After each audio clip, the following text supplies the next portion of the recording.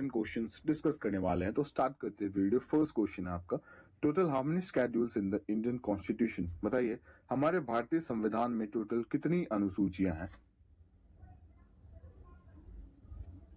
Right answer option number B 12 schedules. Next question, when the Indian Constitution was adopted, how many schedules were there in it? बताइए जब हमारा भारतीय संविधान को अपनाया गया तो उस टाइम पे कितने शेड्यूल्स थे, कितने अनुसूची थे। बताइए। पीडीएफ के लिए आपको डिस्क्रिप्शन में टेलीग्राम का लिंक मिल जाएगा, आप ज्वाइन कर सकते हो। उस टाइम पे हमारे पास 8 schedules थे and right now we have 12 schedules. Okay, next question,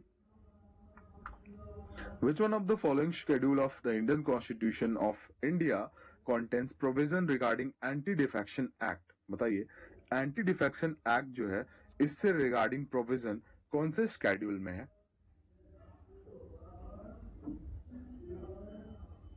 right answer हो जाएगा 10th schedule. ओके, अगला question, which of the following schedule of the Constitution of India mentions allocation of seats in the Council of States? बताइए कौन से schedule में mention है ये आपका allocation of seats in the council of states.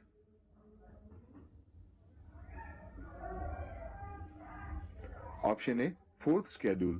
Next question, which schedule of the Indian Constitution deals with the language recognized by the Constitution? बताइए कौन से शेड्यूल जो है ये आपका संबंधित है ऑफिशियल लैंग्वेजेस से। बेसिकली जो हमारे पास 22 है ना, इसका संबंध किससे है बताइए। राइट आंसर हो जाएगा 8th schedule, option D. How many languages are officially recognised in India. देखिए मैंने अभी बताया, तो आपको बताना है कि ऑफिशियली कितने लैंग्वेज को रिकॉग्नाइज किया गया है इंडिया में। 22.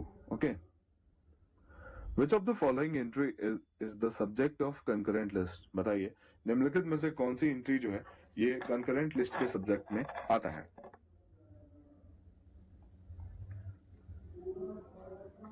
Education. In which list of the Indian Constitution the Panchayati Raj subject is included? बताइए इंडियन कॉन्स्टिट्यूशन के कौन से सब्जेक्ट में पंचायती राज को इंक्लूड किया गया है। State list. Education, which was initially a state subject, was transferred to the concurrent list by the, बताइए कौन से अमेंडमेंट के तहत।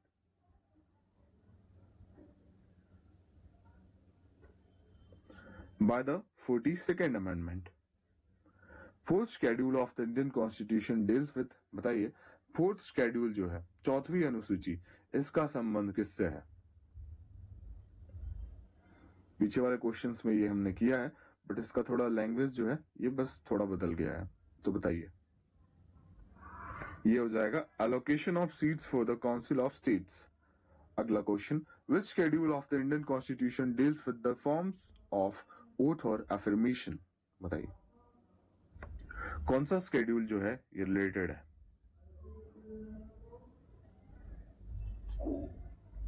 Third schedule, marriage, divorce and adoption are an entry in the, बताइए मैरिज, डाइवोर्स एंड अडॉप्शन जो है ये कौन से शेड्यूल के अंदर ये एंट्री है।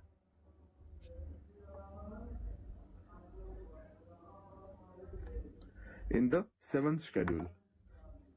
Land reforms comes under the subject of, बताइए लैंड रिफॉर्म्स जो है ये कौन से सब्जेक्ट के अंतर्गत आता है, कौन से लिस्ट के अंदर। ये आता है स्टेट लिस्ट के अंदर। अगला question, through which amendment was the 10th schedule added to the constitution of India. बताइए कौन से अमेंडमेंट के तहत जो है 10th schedule को हमारे संविधान में ऐड किया गया है।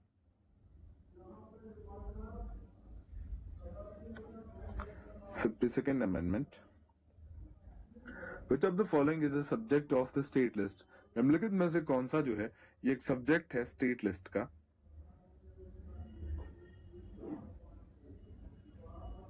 पुलिस.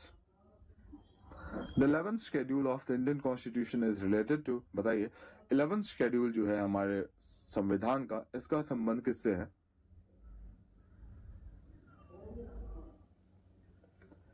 ये आपका 11th schedule Panchayati Raj. The first amendment bill of the Indian constitution was passed in the year, बताइए पहला अमेंडमेंट बिल जो है हमारे संविधान का, ये किस वर्ष पास हुआ?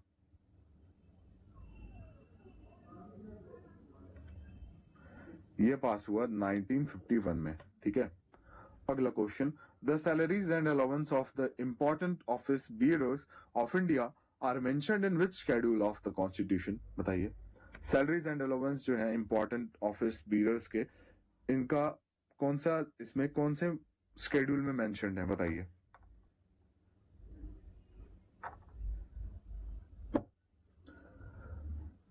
तो ये जो है आपका किस में मेंशन्ड है भाई? ये आपका सेकेंड शेड्यूल में। ठीक है, चलिए, powers, authority and responsibilities of municipalities are related to which schedule? बताइए, पावर्स, अथॉरिटीज एंड रिस्पॉन्सिबिलिटीज जो है म्युनिसिपैलिटीज के, इसका संबंध कौन से शेड्यूल से है?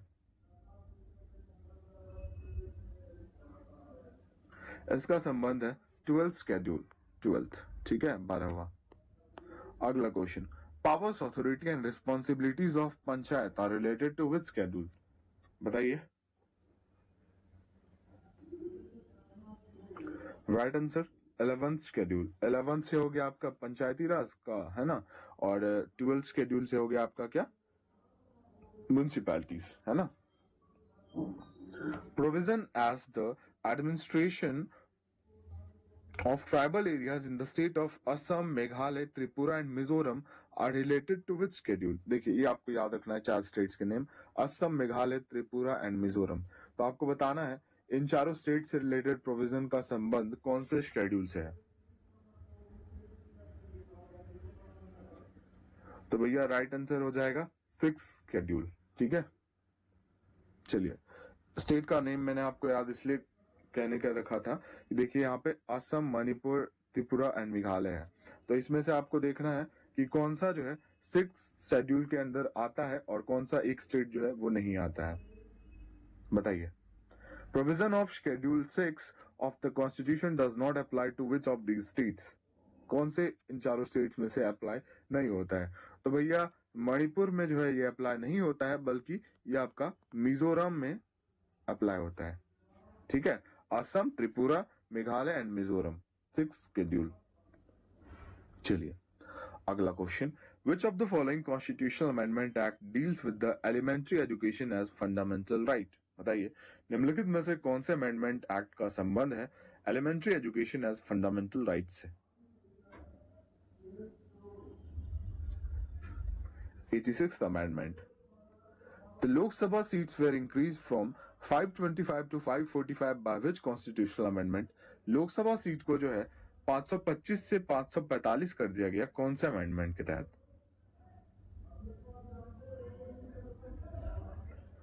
Bye 31st amendment. इस वीडियो में टोटल 35 क्वेश्चंस मैंने लिए हैं और आप अपना स्कोर भी शेयर करना कि भाई आपके 35 में से कितने क्वेश्चंस करेक्ट हुए। ओके, अगला question, Sikkim become an integral part of India by which constitutional amendment? Sikkim जो है ये भारत का इंटीग्रल पार्ट बना कौन से अमेंडमेंट एक्ट के तहत? By the 36th amendment. अगला question, the voting age was reduced from 21 to 18 years by which constitutional amendment? बताइए, वोटिंग एज को जो है रिड्यूस किया गया 21 टू 18 इयर्स कौन से अमेंडमेंट एक्ट के तहत?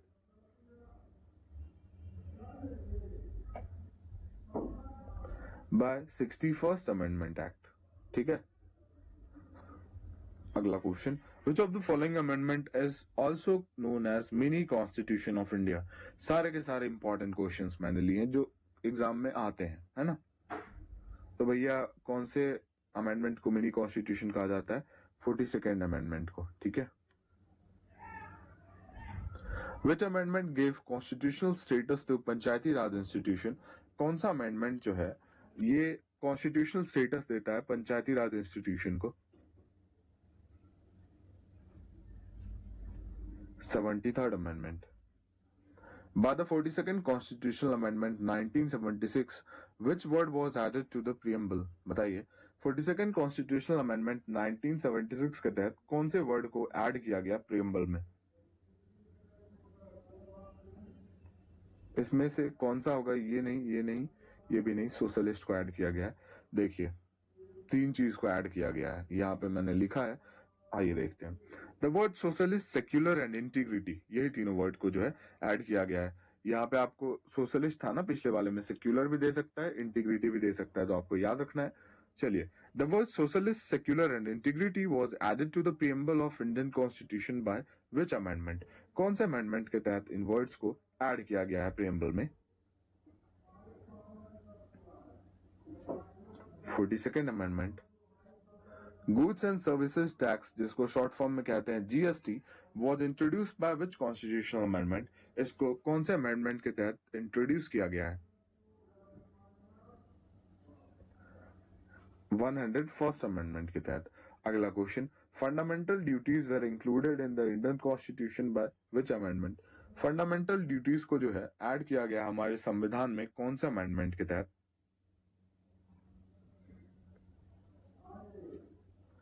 By the 42nd amendment. ठीक है। अगला question, which right has been abolished by the 44th amendment act 1978? कौन सा राइट को जो है खत्म किया गया bye the 44th amendment act 1978?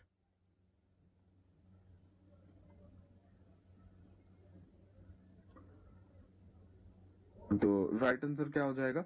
Right to property. Okay.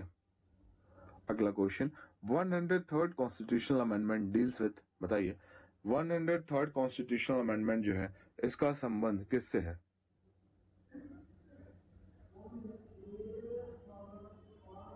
इसका संबंध है बेसिकली इकोनॉमिक रिजर्वेशन से। And this is the last question, तो बताइए which constitutional amendment gave constitutional status to the national commission for the backward classes? बताइए। So right answer is 102nd constitutional